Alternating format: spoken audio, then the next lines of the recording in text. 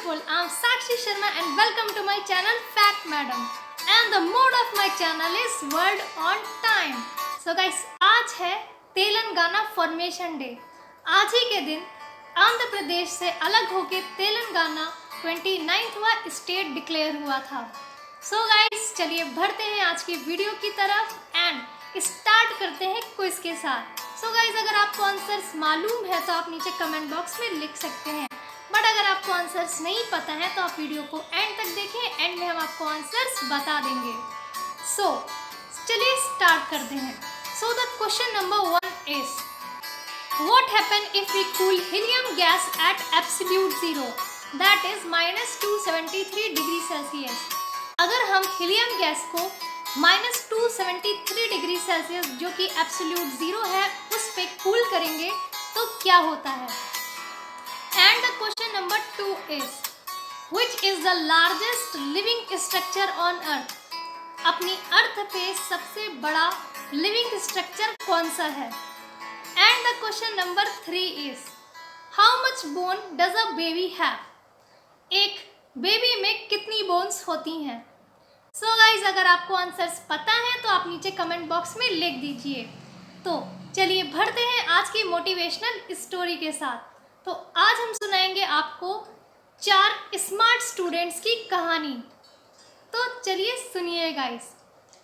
एक बार एक कॉलेज के 4 स्टूडेंट्स लेट नाइट पार्टीज करने में बिजी होते हैं और अगले ही दिन उनका टेस्ट होता है, जिसके लिए उन्होंने कुछ भी नहीं पढ़ा होता है।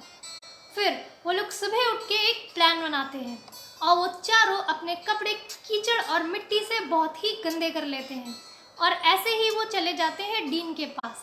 डीन के पास जाके वो लोग एक झूठी कहानी सुनाते हैं कि कल रात हम लोग शादी में गए थे, जहाँ पे रास्ते में लौटते समय हमारे कार का टायर पंचर हो गया, जिस कारण से हम लोग को कार को धक्का मार के ही आना पड़ा और हम लोग अभी पहुँच पाए हैं, जिस कारण से हमने टेस्ट के लिए कुछ भी नहीं पढ़ा है। तो डीन कहते हैं ठीक है, अभी आप लोग टेस्ट देने की हालत में तो नहीं लग रहे हैं, तो आप लोग के लिए 3 दिन बाद रीटेस्ट रखा जाएगा। वो चारों बहुत ही खुश होते हैं और फिर 3 दिन बाद खुशी खुशी टेस्ट देने आते हैं। डीन उनसे बोलते हैं कि आप चारों को अलग अलग रूम्स में ही बैठना पड़ेगा। वो चारों कहते हैं हाँ ठीक है, ओके, हमने तो सब पढ़ ही रखा है। फिर उनको अलग अलग रूम्स में बैठा दिया जाता है और फिर उन लोग को जब क्वेश्चन पेपर मिलता है तो वो देखते हैं उसमें खाली 2 क्वेश्चंस पूछे गए हैं। क्वेश्चन नंबर 1 1 पॉइंट का होता है, जिसमें नेम पूछते हैं, और जो क्वेश्चन नंबर 2 होता है वो तो 99 पॉइंट्स का होता है, जिसमें पूछा जाता है विच टायर बस्ट, कौन सा टायर बस्ट हुआ था। Option A front left, option B front right, option C back left, option D back right. So the moral of the story is guys that अपनी रिस्पॉन्सिबिलिटी लेना सीखिए, नहीं तो बाद में आपको ही पछतावा होगा। सो गाइस, बढ़ते हैं की तरफ। और जैसा कि आप आज जानने आए हैं कि आज के दिन हिस्ट्री में क्या हुआ था, और जैसा कि मैं हमेशा कहती हूँ that it's going to be very beneficial for you in the future, because the most beautiful thing about learning is that nobody can take it from you. आपकी शिक्षा, आपकी पढ़ाई को भी कभी भी आपसे छीन नहीं सकता है। अगर आपने पढ़ा है तो ये आपके काम आएगा ही आएगा।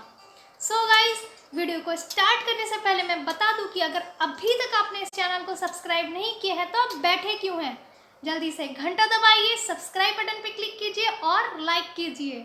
सो गाइस, आज के दिन हिस्ट्री में क्या हुआ था।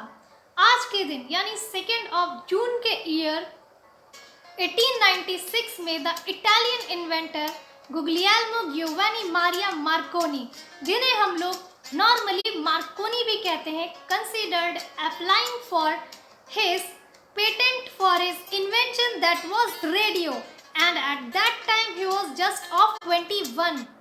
तो मार्कोनी, जो कि अपने रेडियो के इन्वेंशन के लिए जाने जाते हैं, आज के ही दिन इन्होंने अपने रेडियो के पेटेंट के लिए एप्लीकेशन दिया था और तब वो बस 21 ईयर्स के ही थे। For your information, I want to tell you that Marconi was the one who sends the first wireless message. So Marconi ही वो पहले व्यक्ति थे जिन्होंने सबसे पहला वायरलेस मैसेज भेजा था। And Marconi was an electrical engineer. Marconi was best known for his radio transmission, development of Marconi's law and a radio telegraph system.